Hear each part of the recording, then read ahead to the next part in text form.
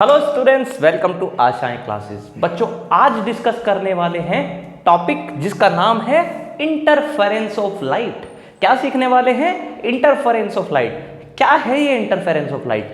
आप जानते हैं, हमने पहले डिस्कस किया है कि लाइट का नेचर वेव नेचर होता है। लाइट का नेचर कैसा होता है बच्चों? वेव नेचर होता है। तो ऐसा फिनोमिना जो लाइट के वेव नेचर पे बेस्ड है उसको मैं क्या बोलता हूं?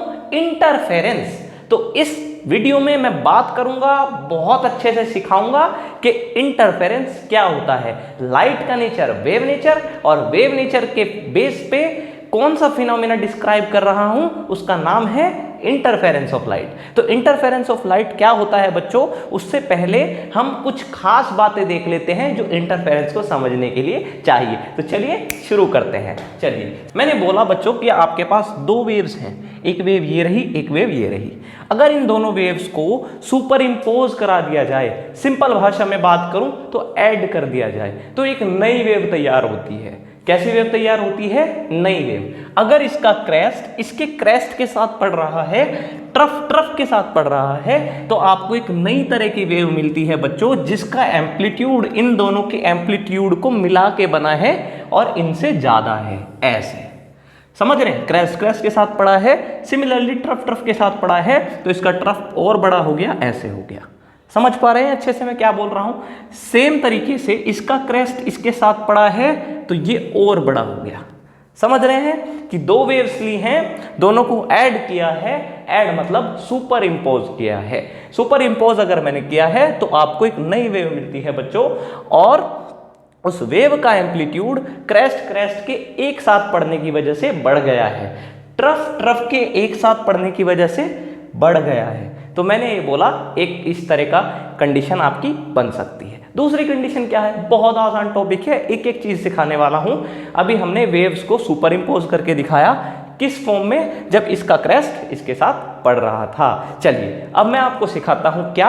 अब मैं आपको सिखाता हूं कि आपके पास दो वेव्स हैं और दोनों वेव्स कुछ इस तरह से पड़ रही हैं, जैसा कि स्क्रीन पे अब आप देखने को मिलेगा। आपके पास टू वेव्स हैं और किस तरह से पड़ रही हैं? फर्स्ट वेव ये रही और सेकंड वेव बच्चों आपके पास कुछ ये है, ऐसे है कुछ।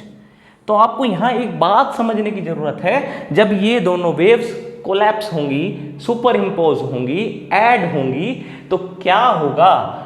ये क्रेस्ट और ये ट्रफ एक साथ पड़ रहे हैं, या फिर ऐसा बोला जा सकता है कि ये अपोजिट फेज में हैं। कैसे हैं बच्चों? Opposite phase, PHASE। ठीक है, ये बात भी जाननी जरूरी है।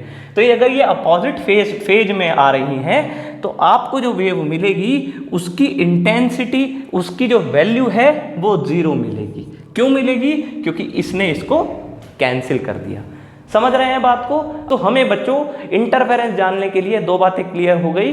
अगर दो वेव्स हैं और दोनों वेव्स का क्रेस्ट ट्रफ एक साथ पड़ गए, तो सामने आपको एक नई वेव देखने को मिलेगी, जो कि एम्पलीट्यूड में दोनों वेव्स के एम्पलीट्यूड से ज्यादा की होगी। ठीक। दूसरी बात मैंने बताया, अगर दो वेव्स अपोजिट फेज में पड़ रही हैं, यानी कि इसका क्रेस्ट इसके ट्रफ के साथ पड़ रहा है, तो आपको जो वेव देखने को मिलेगी वो कैसी होगी?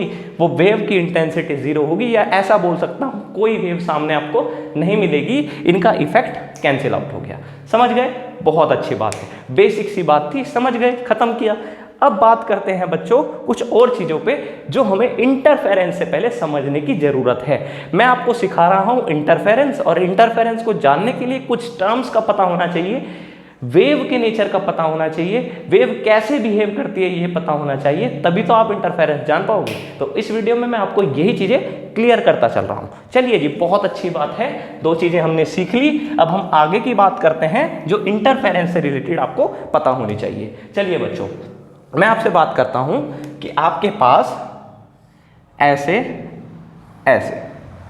मैं आपसे बात करता हूं, आपके पास इस तरीके से एक अरेंजमेंट है बच्चों। इतनी बात तो क्लियर होती है, बहुत सिंपल। यहां से बच्चों ध्यान से सुनना है, यहां एक सोर्स है लाइट का। सोर्स क्या निकालेगा अपने अंदर से? वेव्स निकालेगा या नहीं निकालेगा? वेव नेचर है ना लाइट का, तो कैसे सोर्स क्या निकालेगा? वेव। S1 सोर्स है। सिमिलरली एक सोर्स है S2 जो यहां पे है बच्चों, और ये S2 है। समझ में आती है? बहुत अच्छी बात है।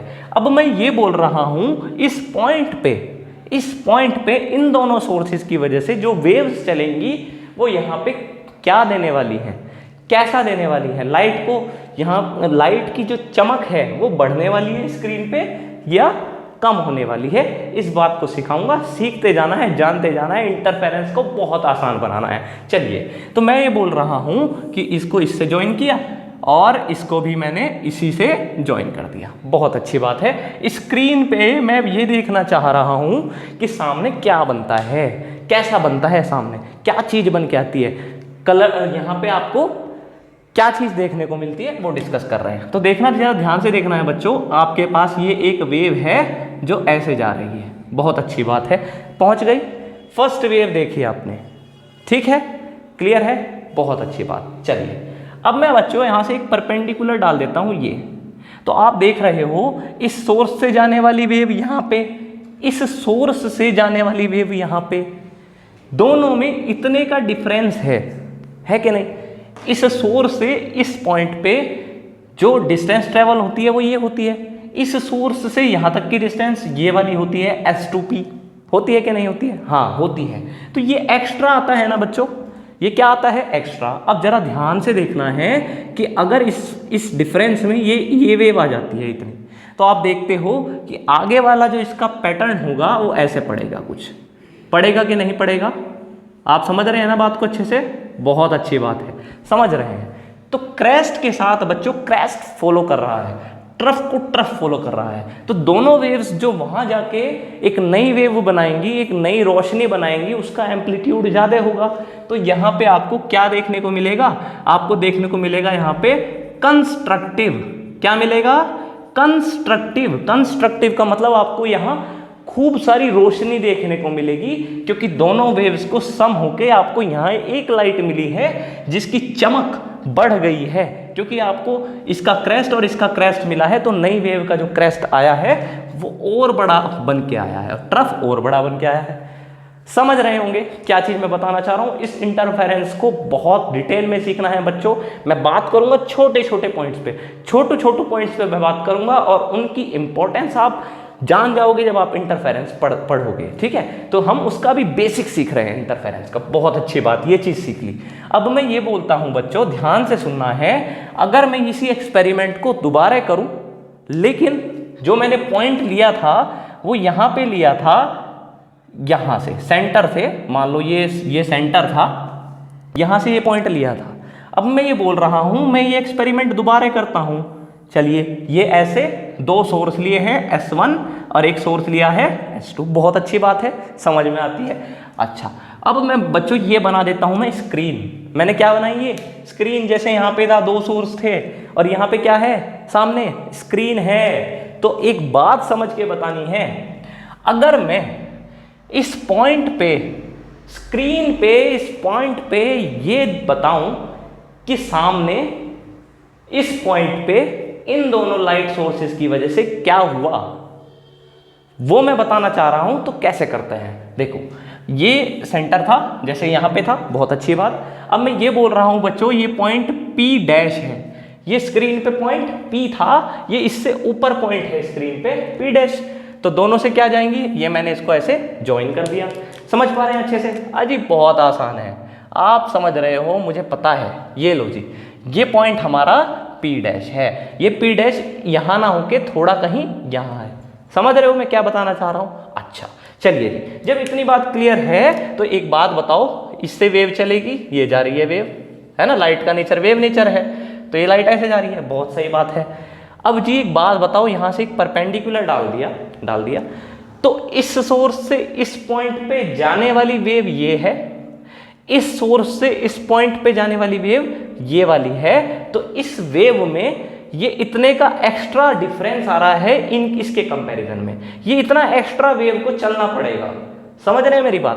तो यहां बच्चों एक वेव आ रही थी, कोई ऊपर पॉइंट होगा तो ये अंतर बढ़ जाएगा, उस पॉइंट पे ये डिफरेंस बढ़ जाएगा, नहीं बढ़ जाएगा? इस पॉइंट पे डिफरेंस इतना था, ऊपर कोई पॉइंट होगा तो ये डिफरेंस बढ़ जाएगा।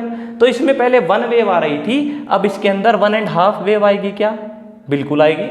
समझ रहे हैं? अच्छा, ऐसा है अगर जो, तो इसके साथ दूसरी वेव के साथ ये कुछ ऐसे पड़ेगा क्या, उल्टा, समझ रहे हैं ना? हाँ जी, तो ये ऐसे पड़ता है और ये ऐसे, ये ऐसे, ये ऐसे और सामने ऐसे जाके ये हो जाएगा ऐसे।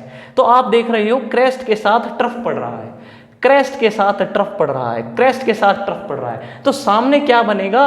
अरे सामने तो अंधेरा हो जाएगा, अंधेरा कायम हो जाएगा और इसको क्या बोलते हैं? इसको बोलते हैं डिस्ट्रक्टिव। सामने क्या बन जाएगा? डिस्ट्रक्टिव। तो अलग अलग जगह पे स्क्रीन पे इस डिफरेंस की वजह से जब दो वेव सुपर इम्पोज हुई तो सामने कभी अंधेरा आया, कभी रोशनी आई, वो डिपेंड करेगा कि वो पॉइंट स्क्रीन पे कहाँ है। स्क्रीन पे यहां है तो ये डिफरेंस, इसकी वजह से पलट के आए ये दोनों, समझ रहे हैं? सिमिलरली जब ये पॉइंट इसकी बात की थी तो ये कैसे आए थे? ये सेम आए थे, तो इसलिए यहां कंस्ट्रक्टिव। तो बच्चों अलग अलग जगह पे अलग अलग आपको कहीं पे रोशनी बहुत ज्यादा मिलेगी और कहीं पे बिल्कुल अंधेरा हो जाएगा। समझ में आती है बात? तो हमें ये बात समझनी जरूरी थी। अब हम आते हैं अपने टॉपिक पे जिसका नाम है इंटरफेरेंस। बहुत मजबूती के साथ इंटरफेरेंस में एंट्री की है, ठीक है? हमने वेव्स के नेचर को समझ लिया। तो बच्चों सबसे पहली बात, जो ये इंटरफेरेंस है ये क्या है? Interference is the phenomena of redistribution of light. Light का रीडिस्ट्रीब्यूशन हो रहा है, जैसे यहां हो रहा था, दोनों मिला के कभी तो इकट्ठी हो रही थी और कभी क्या हो रही थी? डिस्ट्रॉय हो रही थी। हो रहा था कि नहीं हो रहा था? तो phenomena of redistribution of light किस पे? On the account of superposition principle. किस अकाउंट पे ऐसा हो रहा है? On the account of superposition principle. Superposition principle क्या है? कि दो वेव्स ऐड भी हो सकती हैं, दो वेव्स सब्ट्रैक्ट भी हो सकती हैं, इस तरीके से हो रहा है। तो इसका मतलब क्या हुआ? इसका मतलब ये हुआ interference is nothing, it is only the redistribution of light. Redistribution of light on the account of, कैसे अकाउंट पे?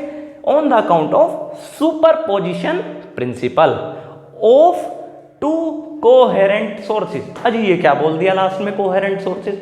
मैं सिखाऊंगा आपको, बहुत डिटेल में लेके जाऊंगा बच्चों, कॉन्सेप्ट को बहुत अच्छा बिल्डअप करना है। तो मैंने बताया कि कैसा इंटरफेरेंस होता है, क्या होता है interference? It is the phenomena of redistribution of light on the account of superposition principle of to coherent sources. आपने कैसे सोर्सेज लिए हुए हैं? Coherent sources. ये कोहेरेंट क्या होता है इस बात पे मैं बात करूंगा, एक एक चीज को बिल्कुल सॉलिड करके चलेंगे। साथ ही साथ जब आपने ये सीख लिया, अब बात करूंगा कि ये कोहेरेंट सोर्स क्या होते हैं। इंटरफेरेंस समझ में आता है? इंटरफेरेंस से मतलब कभी लाइट यहाँ पे रिडिस्ट्रीब्यूट होके ब्राइट बनाएगी, कभी लाइट रिडिस्ट्रीब्यूट होके अलग अलग पॉइंट्स पे डार्क बनाएगी। तो ये जो पैटर्न बना सामने, ये इंटरफेरेंस फिनोमिना है। ये क्या है? Interference phenomena. समझ में आती है? बहुत अच्छी बात है, इंटरफेरेंस को बहुत अच्छे से जान लिया।